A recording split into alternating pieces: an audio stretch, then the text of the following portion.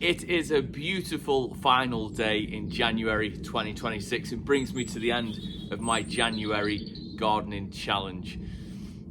If you have enjoyed it, then please let me know. If you've watched along, I hope you have enjoyed it.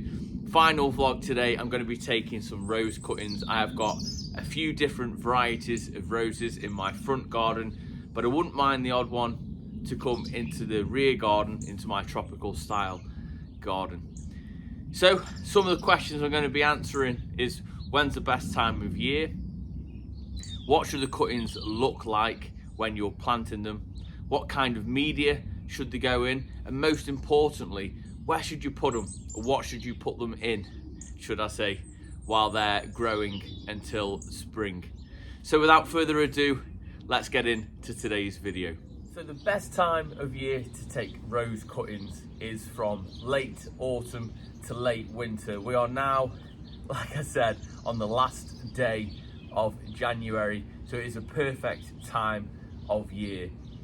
It's really important that you understand what sort of material to use. So the best material to use for rose cuttings will be the new growth from last season. So no hardwood, none of that brown stuff what you find at the base of your old roses. It's all that lush new growth that it's put on throughout last season.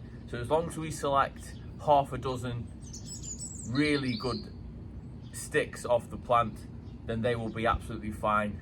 I'm going to go through now and show you what I'm going to be choosing off my, what we call mother plants, right, in the horticultural world, off my mother plants right now. Now, do not worry about the thickness of your cuttings. Now, the new growth will only have reasonably thin growth on anyway, so we want to be choosing anything like this, and the size you need from around 8 to 6 inches tall. Anything longer, it doesn't matter, because it's got to keep the actual stems hydrated. So anything longer than that, you've got to make it work harder to stay alive. So 6 to a maximum of 8 inches, and that's absolutely fine. Now, it is worth noting a sharp pair of snips or secateurs is an absolute must, and they must be clean as well. You can give them a little bit of a wipe with bleach, or you can use some hydrogen peroxide, and that's what I use on mine.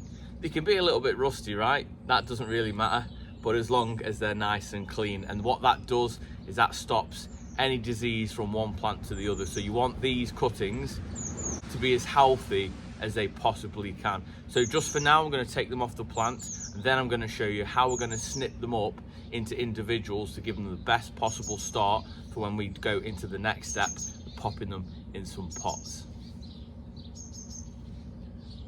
So I'd always go to a bud anyway, so no matter what you're doing, always take them to a lower bud. Now, what I am doing here is, if we have some harsh frosts, the frost can take the plant down a little bit. So think of it as the top of the plant, this is where you're most susceptible to your frost. If you lose this or this one, then it's still going to grow from here. So what that means for the mother plant is, now I've taken one off from this area here, I won't take any more off from this part of the plant. I'm going to move over and take a couple off the middle, and then I'll move over and take a couple off the left hand side. That way we're not taking all the plant down to here, because that's really more of a spring prune than a winter prune, if that makes sense to you. So you're still leaving your mother plant as healthy as you possibly can, even though you're doing this job now in January stroke February.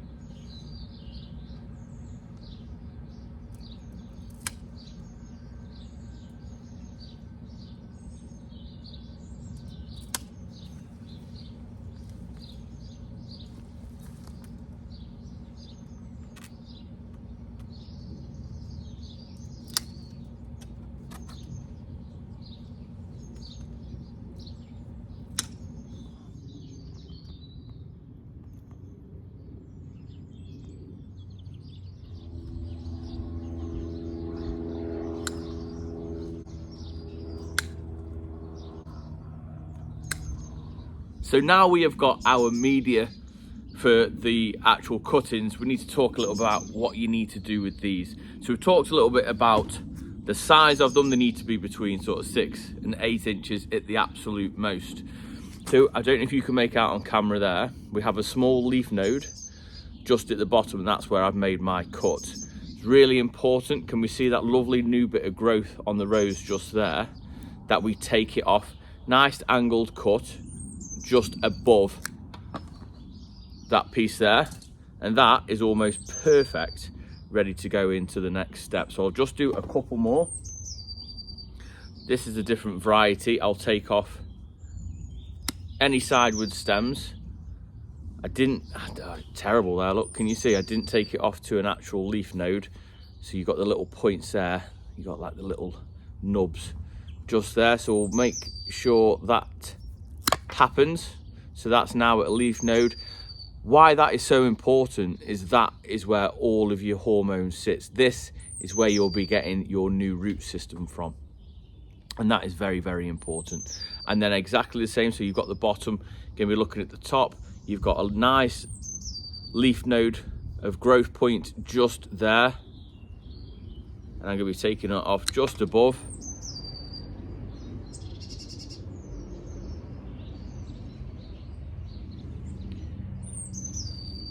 Don't need to show you all them. I'm going to go ahead, do those, and then we're going to talk about the next step. So let's talk compost and pots. So I'm using a multi-purpose compost. You can use garden soil for this. Garden soil is actually quite free draining, depending on where you are in the world. I am going to add a little bit of vermiculite to this, just to make it a little bit more free draining, because cuttings, especially rose cuttings, like a free draining soil. So if you haven't got that, you can add some grit, or just keep a better eye on your soil, so you don't want to be having it too wet as the cuttings actually progress. So I'm going to be using some vermiculite, and I'm going to do a 50-50 mix. What that will do is it will make it really free draining.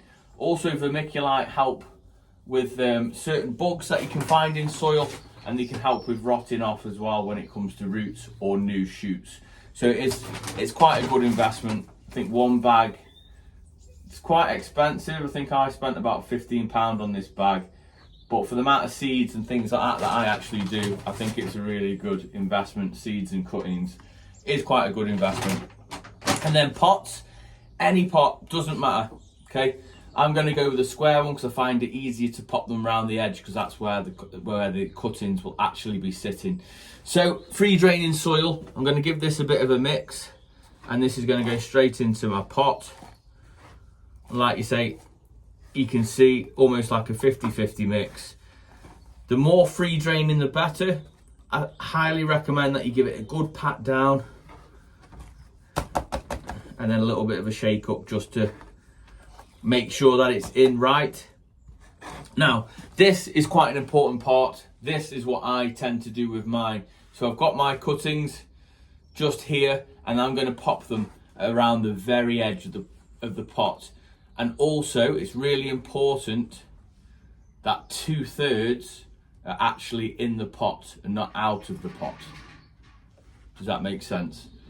So although it's a reasonable size stick, we're hardly going to see any of it. Okay, repeating this process. Now, any of you guys who watched any of my tutorials before will know that I'm a real advocate for not using hormone rooting powder. I genuinely believe a lot of plants have enough hormone in their root system and on the leaf nodes that we've just discussed that you don't need any special treatment, right? Yes, I've added some vermiculite, but you could add some sand or some grit or garden soil, or just give it a go with garden soil. You know, that'll promise you'll be surprised about how well this will work. So don't need any hormone rooting powder.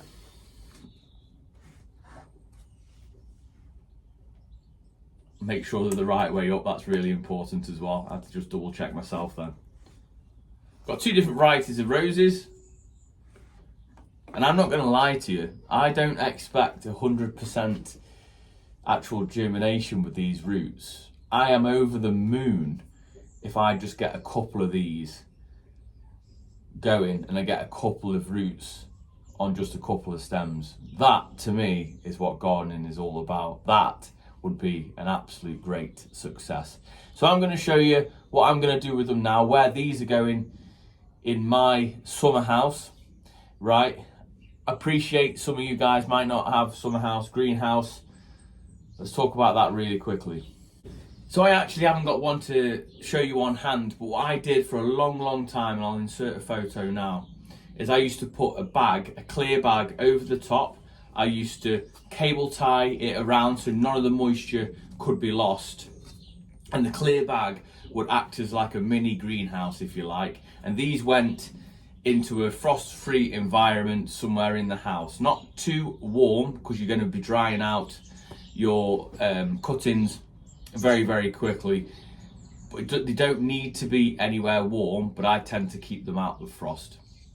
So even if it's a corner of the garden, and I had some very successful cuttings with some clematis a few years ago now, they just went into a shady part of the garden where it wasn't getting too much sun, and they were covered daily. And as soon as I started to see new growth come out of these leaf points here, that's when I took them off. So that's a really good tip. They don't have to be inside, they can be outside. Just chuck them somewhere a little bit more sheltered, maybe next to your house, something like that. I'm going to show you where these are going in mine. I've got a mini greenhouse. I'm really lucky. You can pick these up from around about £10 from a B&M or Poundland, and then I've gone ahead and then I've put that inside my summer house. A little bit overkill, but it's kind of working really well. I'm going to go ahead, give these a really good water, going to let them fully drain out, and then these are going in to the mini greenhouse.